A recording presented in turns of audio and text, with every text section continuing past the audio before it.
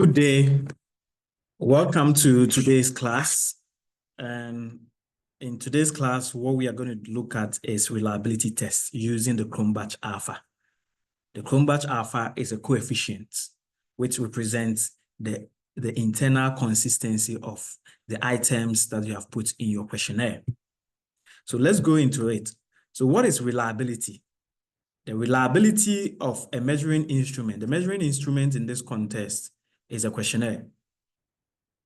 But it's not always the questionnaire that is a measuring instrument. But in this context, in our study, in our work, the measuring instrument, which is a research instrument, is a questionnaire. So of a measuring instrument is defined as the ability of the instrument to measure consistently the phenomenon it is designed to assess.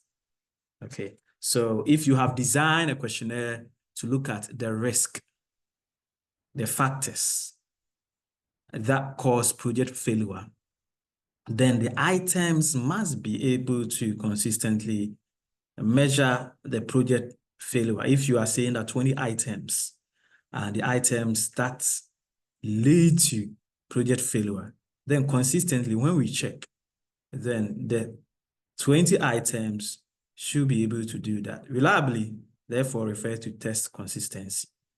There are so many methods by which you can undertake the reliability of a measuring instrument, of a research instrument, which in this context is a questionnaire, or if it is a semi-structured interview, or whatever. You can do that. One of them that you can use, which is very popular, and that's what we are going to use in this video, is a Cronbach Alpha. We also have the McDonald's Omega, then we have the rate test reliability, and then we have inter-rater reliability and others. So check the literature and you get to know that there are so many methods by which you can measure how reliable the items that you have put in your questionnaire are consistent. So Cronbach Alpha. So the Cronbach Alpha is the commonest method or approach or coefficient which is used to measure how the items that you have put in your questionnaire are measuring the same thing. So for example, if you try to look at project failure, there are a number of things that cause project failure. One of them could be inflation, could be interest rate, it could be poor internal controls, it could be poor project policies, and so forth and so forth. So if all these items, so let's assume you have been able to identify 20 critical major factors that lead to project failure. When we look at them, they should be able to work together. In fact, they should be related in a way, because you can't say one thing here and then say another thing there. And that confidence in them measuring the project failure, which in this context is the construct, or which we also call the latent factor or variable, is by you conducting a reliability test using the Cronbach Alpha. So the type of reliability to examine is called internal consistency reliability. And that is the degree to which multiple measures of the same thing agree with one another.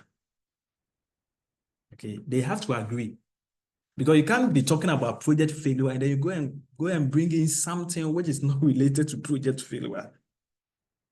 You get my point? So you are talking about project failure and then you bring in something which has nothing to do with, maybe you are then you now talk about Elon Musk going to the moon, or something which is not too long ago. I mean, in our country back in Ghana, anything there is a problem, that's what's happening. In a way, yeah, it had an influence. Nobody will say it didn't have any influence. But anytime there is a little bit of a problem where the government is supposed to put in place measures to solve economic challenges of the country, then the government will quickly blame it on other external factors like Ukraine-Russian war. So when something that some of the citizens, some Ghanaians thought these things are not related. They have nothing to do with what is happening to us in the country. You get my point? So something like that. So when you are looking at items that will measure a construct, that will measure the same thing, that leads to the same thing, then you need to really find things which are common. And to really test whether they are really measuring them and there is confidence in these variables and items, you can conduct a Cronbach Alpha to ascertain that. Okay, so once again, the Cronbach Alpha is a single correlation coefficient, which is an estimate of the average of all the correlation coefficients of the items within a test. So how correlation is all about how the items relate with one another. So if you talk about project costs, high project cost is one of the causes of project failure.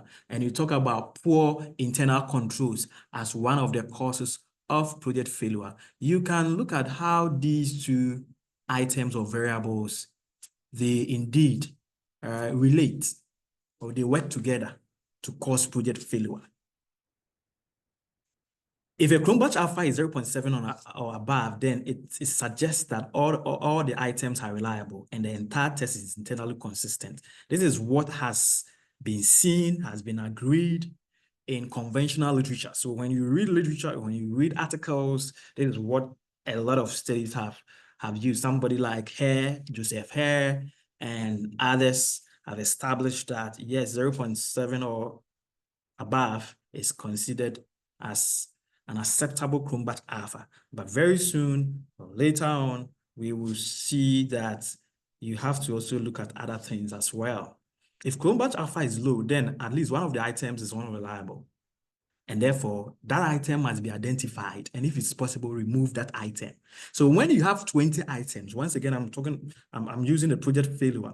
And you get to know that out of the 20, there are 5 of the items, or there are 2 of the items, or there is as an item, which according to your test, based on the results, is not reliable. It's causing it to make the Cronbach Alpha, causing the Cronbach Alpha to be low. Then what you have to do is that you have to consider removing it. We'll see this when we conduct the SPSS. So I want to give you this. I want to explain. So let's assume that once again, does my questionnaire measure project failure in a useful way? This is a question that you have to always ask yourself. So any questionnaire that you set up, and whatever you are using the questionnaire for, ask yourself, does my questionnaire measure, does my questionnaire meet that objective I want to achieve? So you can use a reliability analysis to determine the extent to which the items that you have put in your questionnaire are related to each other. You can get an overall index of the repeatability or internal consistency of the scale as a whole, and you can identify problem items that should be excluded from the scale. A little bit of history about Cronbach Alpha. Cronbach Alpha actually was derived by Kuda and Richardson in 1937. But actually, when they developed the Cronbach Alpha, what they did was that they used to apply the Cronbach Alpha, or they used to determine the Cronbach Alpha just for items that had a binary responses. And when I say binary response, I'm talking about yes or no responses. But later on, it's Lee Cronbach in 1951 who expanded this idea, and it has been used for other items as well, where multiple responses are expected, or where the measurement scale is bigger and larger than 2. So something like if you take Likert scale, you can get 5-point Likert scale, 7-point Likert scale, and 9-point Likert scale. So how do you compute the Cronbach Alpha? So to compute the Cronbach Alpha, there are 2 ways by which you can go about it. I would say you can go by the software approach. And in this video, I'm just going to show you the SPSS, but there are so many software that can be used to compute the Cronbach Alpha apart from SPSS. You can use the Smart PLS and other software, statistical software to compute your Cronbach Alpha. But in this video, I'm going to show you only the SPSS. You can also use MX Excel if you don't have access to any software. You can also use that, and I'm going to show you how to go about that in this video as well. So let's get into this. So the first one is, if I want to compute my Cronbach Alpha with a software, and in this context, the SPSS. So the first thing that you need is you need your data set. Your data set, you need to set your data set, the responses from your questionnaire. You need to put your questionnaire in a better way. If two things, either you can set your responses straight away into your SPSS from any of the softwares it could be the Google Forms, it could be the Qualtrics, it could be the Microsoft Forms, whatever.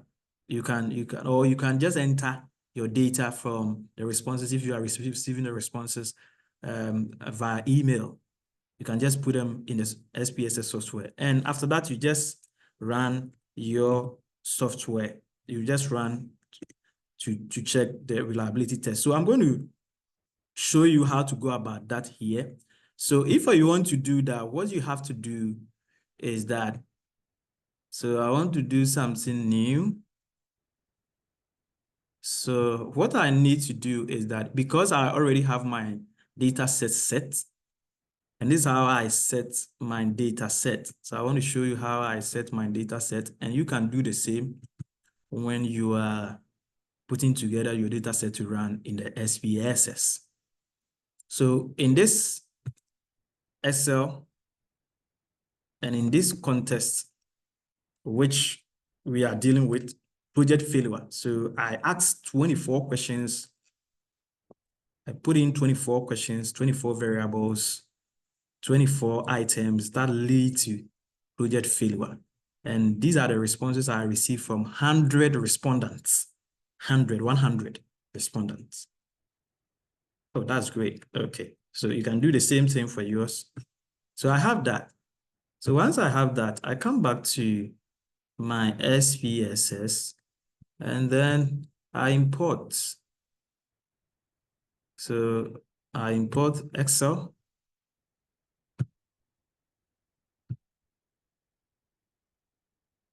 Okay. So I have my data set. So always check whether everything has been imported. They have been imported. Everything have been imported into your SPSS. If in case there is something that you need to quickly change, you have to quickly change it. And if there's some data or some items missing, you quickly fix it or fix them. Okay, good. So now I have my data set. What next? The next thing is to click on Analyze. And when I click on Analyze, you come down to look for scale. And the scale, you look for reliability analysis, and you click on it. When you click on it, it will bring you to this. This box will open for you. What you have to do is that you have to select all the items, because you want to get the Cronbach Alpha for all the data set, the 24 questions. So with this, you just click OK. You don't have to change anything, because the default, all the default items are in there. I'll later on come to look at other things with this. So when I click on this, the results I'm getting from here is what? Is that I'm getting a Cronbach Alpha of 0.0881. Okay, that's the number of items. Then the question that somebody will ask me is, are these items, or is this result, is this Cronbach Alpha? Okay, to respond to that, I have something in the video. I have something in my PowerPoint. So this is what, through my thorough literature review, doing a lot of readings and looking at studies, this is what scholars have put out there. So according to scholars, if you run your reliability test and you get a Cronbach Alpha, and the alpha is 0.7 and above, as you can see from here, is acceptable. If it is 0.8 to 0.9, is good. And then anything above 0.9 to 1. So normally, the Cronbach Alpha ranges from 0 to 1. So if you get anything above 0.7, acceptable, good, excellent, they are all okay. But anything below that, then it's possible you need to look at your items again. And if possible, rerun the Cronbach Alpha. And if it's possible, once again, you have to remove some of the items in order to get the acceptable Cronbach Alpha. Okay, so if 0.6 to 0.7 is questionable, 0.5 to 0.6 is poor, and then anything below 0.5 is unacceptable. Okay, so I have this. Let's assume that this is what I have just received or seen from my analysis. And let's assume that I didn't get 0.0, 0.881. 0.881 is very high, which falls within the good range. Let's assume I didn't get that. So what do? And I want to remove some of the items. So you go back to the reliability analysis, and then you come to click on statistics. And then in this statistics, just click on scale if item deleted. So if you want to determine what will happen to your Cronbach Alpha, if some of the items are deleted, what is it going to be like? Okay, so let's check. So I want to check that. So you click on scale of this, you click continue, and then you come back to click OK. So let's see what happens. So what is going to happen is that when you check the last column in this item total statistics, what it's telling you is that if I decide, or if we decide to delete the first question, in case I decide to remove the first question from the analysis, then what is going to happen is that my Cronbach Alpha will be 0.76, and so forth and so forth. Okay, so in this case, they are all okay. And because we got a high Cronbach Alpha, normally there's no need for you to conduct this. But if you conduct your Cronbach Alpha and the entire data set, you are seeing a lower alpha, which is a lower coefficient, then it will be good you do this. Okay, now what is the next thing to do? Let's come back to the second method. So I'm done with the first method, and the first method is where you are using a software. Now let's come to a point where let's assume that I don't have any access to any of these software.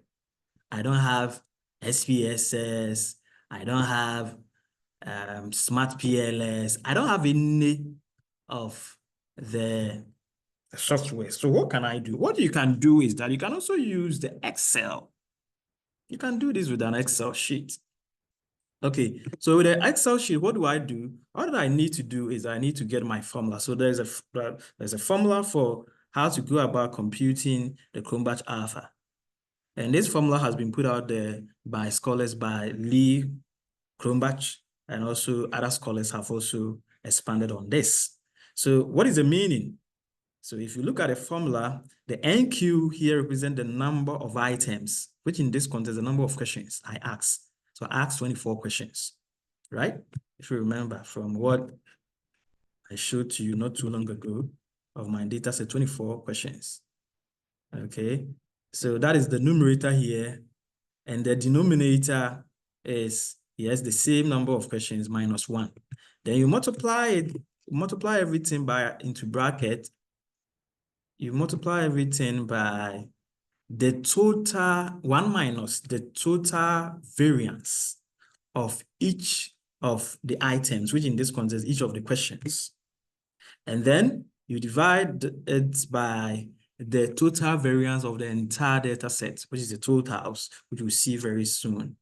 So you divide the summation of each of the variance of the questions divided by the total variance of the entire data set, and then you subtract that from 1, and the answer that you get, you multiply it by the number of items divided by the number of items, which is questions minus 1. So without wasting much time and without bothering you too much, I want us to go back and use the same data set that I use to compute the same that I just decided to divide it into this, but it's the same, nothing changed, the same thing, the same. 24, the same thing. Okay, so good. So how do we go about this? So the first thing is that it says that we need to know the NQ. So what is our NQ in this contest? So the NQ in this contest is the number of questions. How many questions? 24 questions. And then NQ minus 1. So that means this 24 minus 1, and that will be 23, right? Okay, so therefore, the NQ that we saw divided by NQ minus 1 is going to be the 24 divided by this, right? So if we are going by the formula, it means that we have the first part. Okay, so we have the first part, the NQ divided by NQ minus 1. Now let's come to this part, the one in the bracket. So the one in the bracket, the first thing that we need to compute is that we need to get the variance of each of the questions. And then once we get the variance of each of the questions, then we sum them together. Okay, so let's go and do that. So let's go and do that.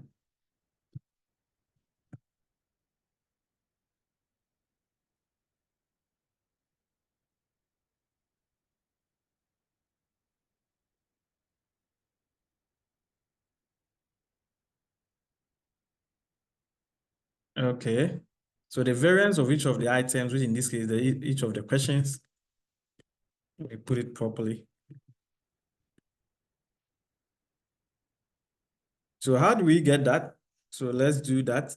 So you come down to the last row. Okay, this column represents the respondents. That's their number. But this one starts with the first question. So this is the first question, question 1. So to get the variance, you click on equal sign, and then you click on var. So the var P. Okay, and then once the bracket is open, you just copy all the 100 responses for question 1. Right? So all the 100 questions. Then you close the bracket, you click. Okay. So let me show you here. So can you see the formula bar? So it's in the formula bar. Can you see that? The var to bracket, everything. Okay, good. So you do the same thing for all of them. All that you have to do is you put this one here and you drag it down for all the 24 questions. So I have my everything. I have all the variances, right? So this is a var. So this is a var for each, this is the variances for each of the questions. Now, the next thing to do is that we have to get the variance for all the items. To get a variance for all the, to get a variance for all the data sets, you have to look for the sum. In other words, the summation of how each of the respondents responded each of the 24 questions. So we are going to sum all their responses together. So if I take the first respondent, so I just click equal sign sum, and then to open, and then you just select, so all the row, all the 24 questions, then you click OK. So I have my 116. So this 116, you can do the same thing for all the 100 respondents, right? Yeah, great. So what next? The next thing to do is that then we can also find a variance. We can find a variance for the totals. And how do we get that? Very simple. You can drag the same thing that we did for the last one to this, or you can do it individually or by doing this. You just click OK, var. You get the same answer anyway. And then you just copy all the totals. So all the sum, totals of each of the respondents' response to the 24 questions on project failure. So you get 1, 2, 4, 1, 2, 8. Okay, good. So what do we do next? So according to our formula, let's go back to the PPT. According to our formula, we have to sum the var of the individual. Okay, so the sum of the individual variances. And then we will have this one. So now we have determined the var. This is for the total data set. We have determined that already.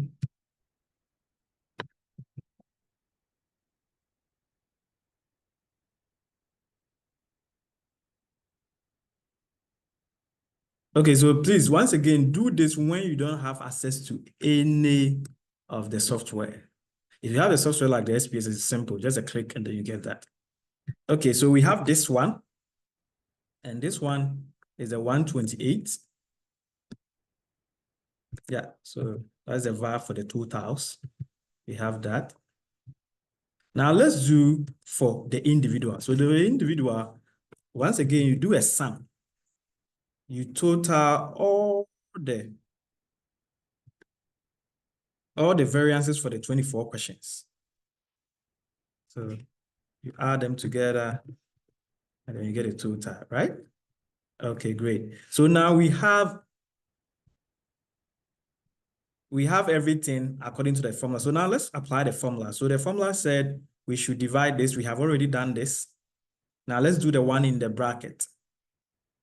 So the one in the bracket is saying that it's supposed to be 1 minus into bracket the sum of the individual variances divided by the variance for the entire data set, or for the totals or the sums. And that will give us this, right? Good. So we have this one.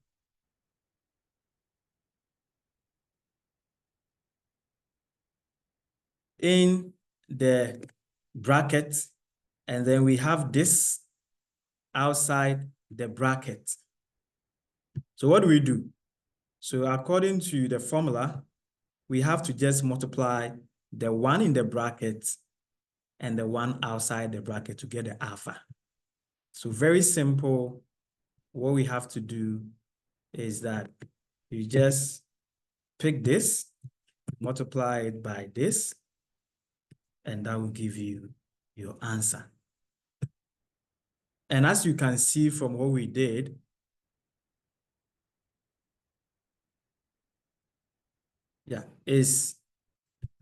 now let's check whether, is this the same or similar? Yes, it's almost the same or similar to what we got. Yeah, it's the same actually. It's not similar, it's actually the same. Just that the SPSS gave us just a 3 decimal place, so 0.881. And here too, we are getting 0.881. Is that okay? So please, that's it. So the interpretation once again is that if your Cronbach Alpha is less than 0.5, it's unacceptable. If it is 0.5 to 0.6 is poor. 0.6 to 0.7 is questionable. Then 0.7 to 0.8 acceptable. 0.8 to 0.9 good. And then 0.9 above excellent. But always also make sure you don't get like 1, because that would be like your entire thing will be redundant, and it's most like they are too related and all that. Yeah, that is like perfect. Nah. So check that and compare your results to what others have done in existing literature to interpret your answer or your coefficient. That brings us to the end of determining the Cronbach Alpha. Thank you very much for your time, and it was great having you in this class. The next time I'll come your way with mean scoring. Yeah, so there are many studies that also talk about mean scoring. So how do you go about mean scoring? How do you score your means? Okay, so next time I'll come your way with how to go about mean scoring and ranking them. So until I see you once again, or until I meet you again next time, I wish you all the best and take care. Bye.